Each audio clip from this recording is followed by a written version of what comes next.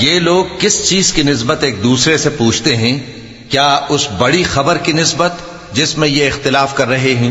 دیکھو یہ عنقریب جان لیں گے، پھر دیکھو یہ عنقریب جان لیں گے۔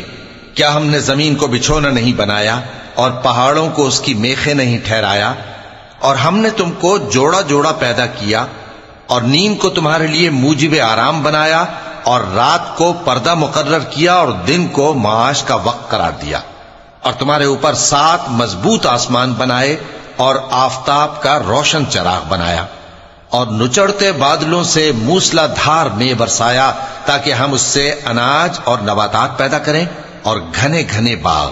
بے شک فیصلے کا دن مقرر ہے، جس دن سور پھونکا جائے گا تو تم لوگ فوج در فوج موجود ہوگے، اور آسمان کھولا جائے گا تو اس میں دروازے ہو جائیں گے، اور پہاڑ چلائے جائیں گے تو وہ ریت ہو کر رہ جائیں گے۔ بے شک دوزخ گھات میں ہے، یعنی سرکشوں کے لیے کہ ان کا وہی ٹھکانہ ہے، اس میں وہ صدیوں پڑے رہیں گے۔ وہاں نہ ٹھنڈک کا مزہ چکھیں گے، نہ کچھ پینا نصیب ہوگا مگر کھولتا پانی اور بدبودار پیپ۔ یہ بدلہ ہے ان کے اعمال کے موافق۔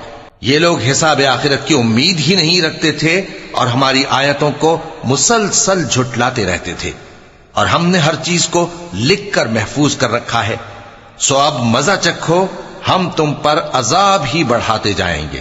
جس دن جبریل امین اور دوسرے فرشتے صف باندھ کر کھڑے ہوں گے تو کوئی بول نہ سکے گا مگر جس کو رحمان اجازت بخشے، اور وہ بات بھی درست ہی کہے۔ یہ دن برحق ہے، پس جو شخص چاہے اپنے پروردگار کے پاس ٹھکانہ بنا لے۔ ہم نے تم کو عذاب سے جو قریب آنے والا ہے آگاہ کر دیا ہے، جس دن ہر شخص ان اعمال کو جو اس نے آگے بھیجے ہوں گے دیکھ لے گا، اور کافر کہے گا کہ اے کاش میں مٹی ہوتا۔